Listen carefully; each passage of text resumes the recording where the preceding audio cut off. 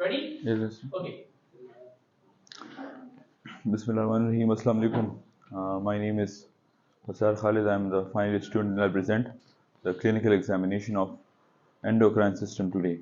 And with me I have Atif as doctor and Saad as patient who are also final year medical students. So we'll start our presentation. This is our group, the group A.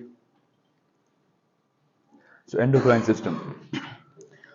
Main endocrine glands are the pituitary, thyroid, parathyroid, pancreas, adrenals, and the gonads, testes, and ovaries. These glands synthesize hormones which are released into the circulation and act at distant sites.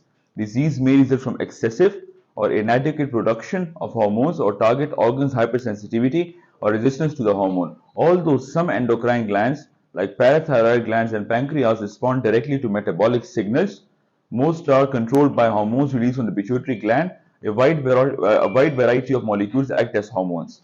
We've got different like peptides such as insulin. We've got the glycoproteins such as thyroid stimulating hormone. We've got the amines such as adrenaline or the catecholamines. We've got the steroid hormones which is called cortisol, aldosterone, estradiol, and testosterone. And we've got the thyroid hormone such as we've got the thyroid hormones such as the levothyroxine T4 and the triiodothyronine T3. We'll start our examination with the thyroid gland examination. Firstly, we'll start with some anatomy and physiology of thyroid gland just as a recap. So, the thyroid gland is a butterfly-shaped gland that lies inferior to the cricoid cartilage and approximately 4 centimeters below of the thyroid cartilage, which we can clearly see in this diagram that has been portrayed here. The normal thyroid has a volume of less than 20 ml and is palpable in even about 50% of women and 25% of men. It is palpable. You have to note that. The function of thyroid is to control the metabolic rate. So, for example, if you got a hyperthyroidism, we have an increased metabolic rate. If you got hypothyroidism, we will have a decreased metabolic rate. These are the hormones that are secreted by thyroid gland, are the thyroxine T4, the triiodothyronine T3, and the calcitonin. These are some of the features if you've got a case of hyperthyroidism, a decreased production of thyroid hormone or the decreased stimulation of thyroid hormone, or if you've got increased production or increased stimulation of thyroid hormone, we'll have these features, the hyperthyroidism and hyperthyroidism. These are quite contradictory features to each other, and we'll examine them and we'll discuss it in our further slides, and our doctor will examine it for the specific symptoms and signs. So for examination, you've got general examination, and we'll go for the specific. General, we'll look for some weight loss, gain, we'll look for agitation, restlessness, apathy, lethargy, the facial appearance of the patient, the expression of the facial appearance. We'll look for that. We'll examine the hands, the pulse and blood pressure, arms and legs for skin abnormalities, so muscle power and deep tendon reflexes. So this is the thyroid gland examination, and I also want my fellow doctor to examine the patient for thyroid gland. Sorry, the potential patient. We haven't understood whether he's a patient yet, but the potential patient for the any thyroid gland abnormality. Thank you, Uzair. Assalamu alaikum. Walaikum assalam. My name is Dr. Muhammad Atif Khan. I'm final year medical student. So I'm here to examine you. I hope you will cooperate with me. Yes, sure. So what's your name? My name is Saad. What's your age? 23. Are you married? No. What's your weight? Weight is 75. What's your address? Each one. And what's your occupation? Student. So first of all, we are examining thyroid gland, and so can you look forward? I'm looking from front for goiter. So as we know, goiter is seen in hyperthyroidism. Can you move your hand forward?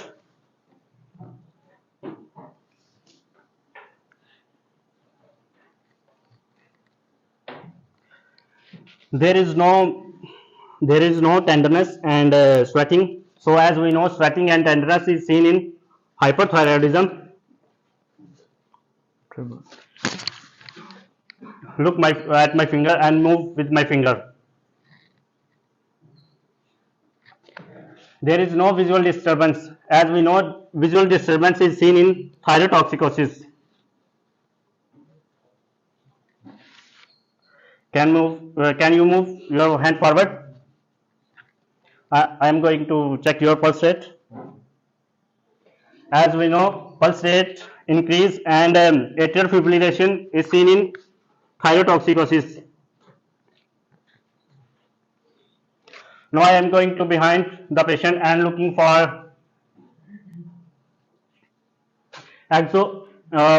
protection. As we know, protection of eyes is seen in thyroid diseases and hypothyroidism. Can you swallow something? As he is swelling, there is no mass. If mass is present, then mass will move upward. Can you move your legs forward?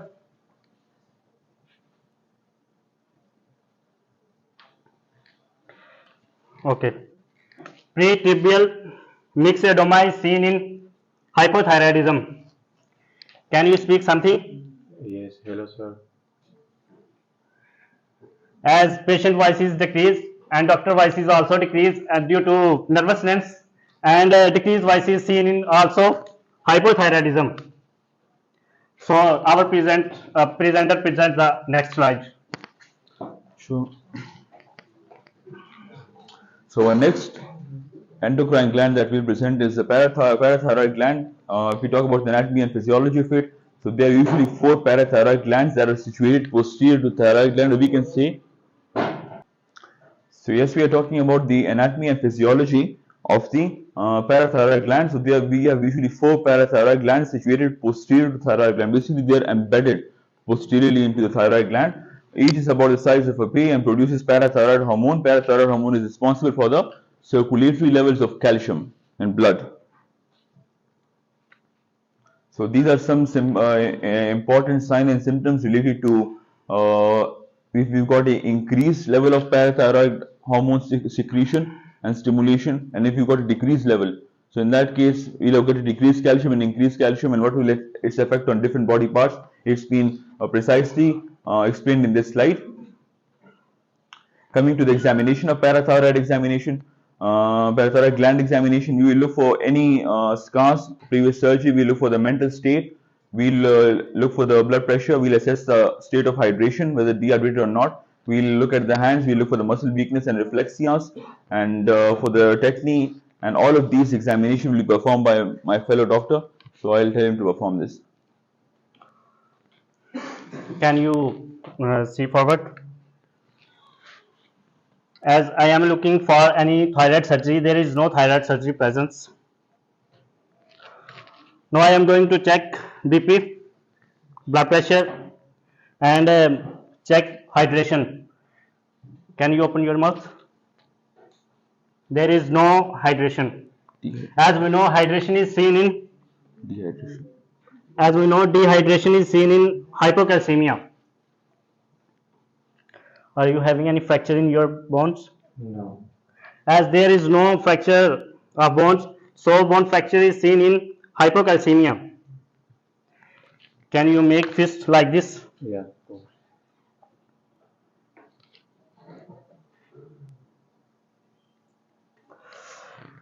As there is no metacarpal phalangeal joints, if there is decrease in metacarpal phalangeal joints, so metacarpal phalangeal joint is seen in hypocalcemia.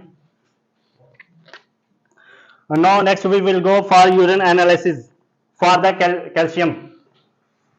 Next slide, please. Now we'll look for the pancreas gland anatomy and physiology. I'll just mention a few things. That pancreas is a gland that has both the endocrinal and the exocrinal features. The endocrine feature, it releases some hormones that we'll study, and then the exocrinal, it secretes the enzymes different. So the anatomy and physiology of it is that the pancreas lies behind the stomach on the posterior abdominal wall. Its endocrine function include the production of insulin, glucagon, gastrin, and somatostatin, and vasoactive intestinal peptides. Its exocrine function is to produce alkaline secretion containing the digestive enzymes. The most commonest manifestation of the pancreas endocrinal disorder is the diabetes mellitus, in which we've got a insulin deficiency, relative insulin deficiency, which will lead to a state of hyperglycemia. So there are two type of diabetes mellitus. One is the type 1, the type 2. Type 1 is severe insulin deficiency due to autoimmune destruction of the pancreatic islets, and type 2 is the commonly affect people who are obese and insulin resistant. Although impaired beta cell function is also important, diabetic mellitus will present with a classical triad of symptoms, which are the polyuria due to osmotic diuresis caused by glycosuria. You've got thirst due to resulting loss of fluid and electrolytes, and you've got weight loss due to fluid depletion and breakdown of fat and muscle secondary to insulin deficiency. These are the specific examinations that we do for the diabetic mellitus. Specifically we target for the diabetic ketoacidosis and some other, which will be explained by my fellow examiner here. Are you feeling any weight loss? Right now I'm completely okay. Can you open your mouth? As we know, dehydration and weight loss is seen in diabetes mellitus. Can you smell for me? So as we know, sweet smell is present. If patient has sweet smell, then then it is due to ketoacidosis. Please move your hand.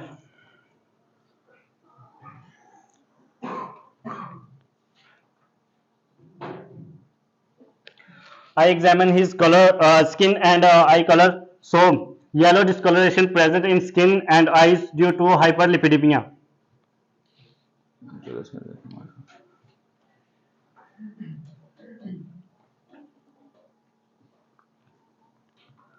Check eyes with fundoscopy because there is maybe diabetic retinopathy presence.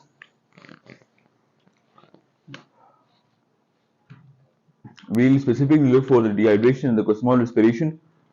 Seen diabetic ketoacidosis as a hyperventilation with a deep sighting respiratory pattern, and we will look for some bacterial skin infection, because in diabetic mellitus our body is highly predisposed to some bacterial infections, especially skin infections.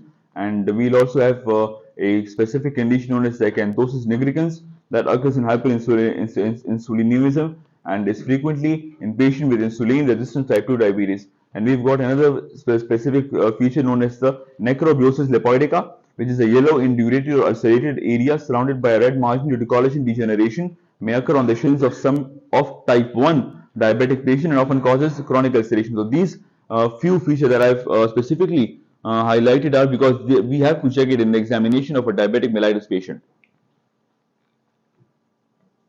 These are the microvascular and the macrovascular findings or the abnormalities in a patient of diabetic mellitus, and these are these specific pictures that have been shown here are of acanthosis nigricans, and we've got necrobiosis lipoidica,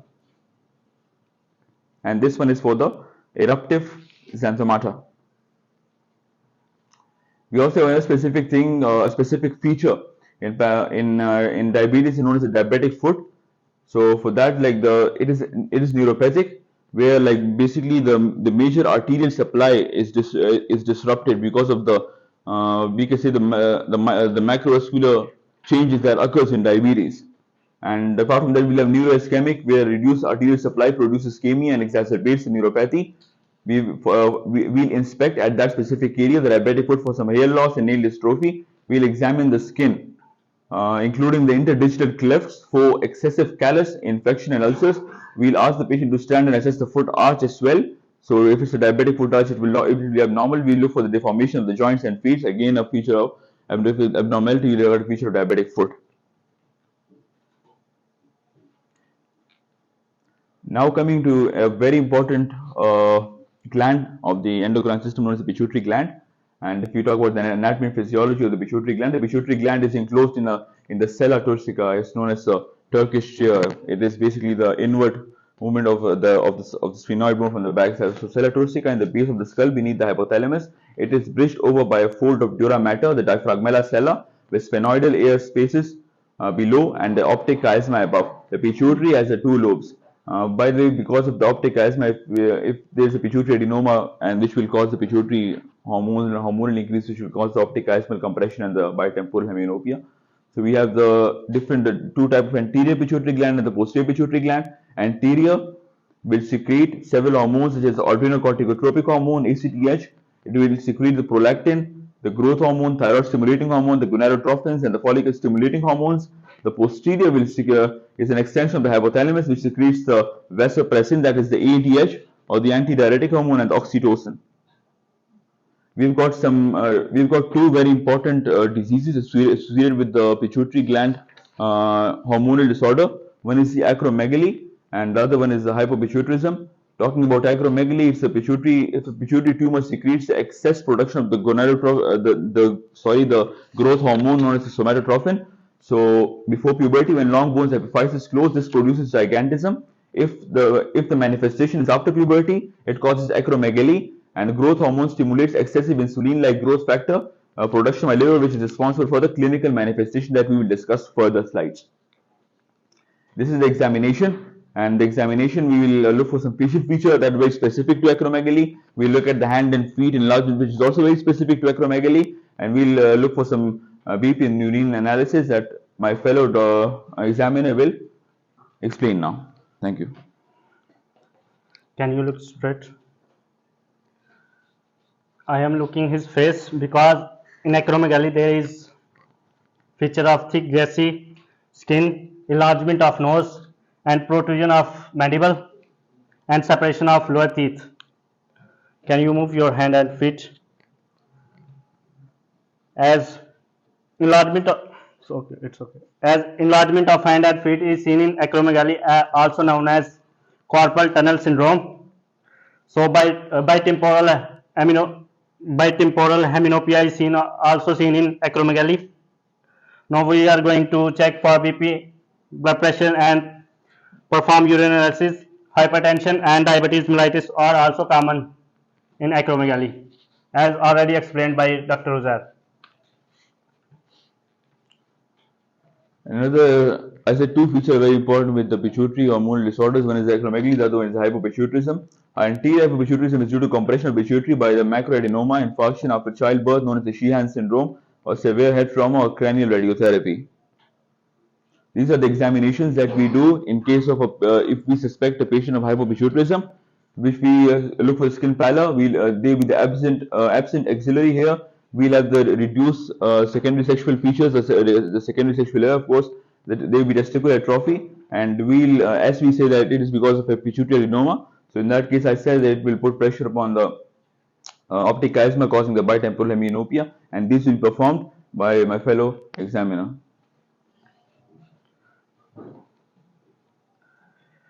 I'm looking at his skin. His skin has in hypopituitarism, skin has pallor and anemia. So in hypopituitarism, no axillary hair and secondary sexual hair. Examining his eye for visual field effect, there may be bitemporal heminopia. So next.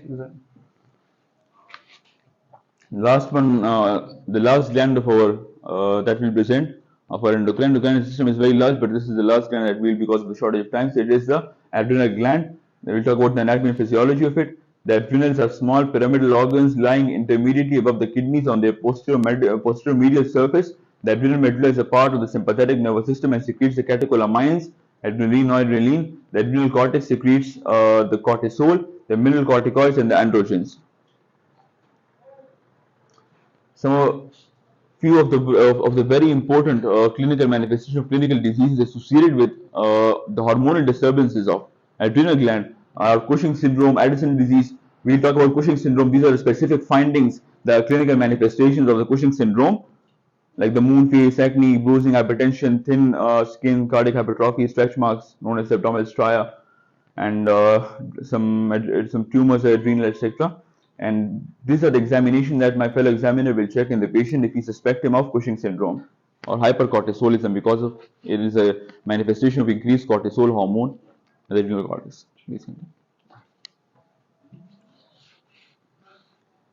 First of all, we examine the skin. By examining skin is thinning, hyperpigmentation, and it is due to Cushing syndrome and due to hypercorticism. Cortisolism. And hypercortisolism, and by checking his blood pressure, there is increase in blood pressure. Increase in blood pressure is seen in Cushing syndrome. Examining by his eyes, there may be a hypertensive retinopathy, and we will do urine analysis for corticism. Yes. We'll also have look for some proximal neuropathy or proximal muscle weakness that is also seen in here. And another manifestation is the Addison disease. These are the specific findings that are we seen in a patient of Addison disease that we'll further conclude in our examination of the patient of Addison's disease. We'll look for the signs of weight loss. We'll examine the entire skin surface for abnormal or excessive pigmentation that is most prominent in sun-exposed areas or epithelial subject to trauma or pressure. Skin creases, buccal mucosa, and recent scars. We'll check the BP index for the postural hypotension, and which is seen because of the reduced mineralocorticoid effect. And that was it for my presentation for and my fellow examiner will present the sum up of the patient of whether he is a potential patient or a patient. He will sum it up. My summary is that my patient has no abnormal hormonal defect and no association symptoms. Clinical manifestation, he is absolutely normal. Thank you. Thank you.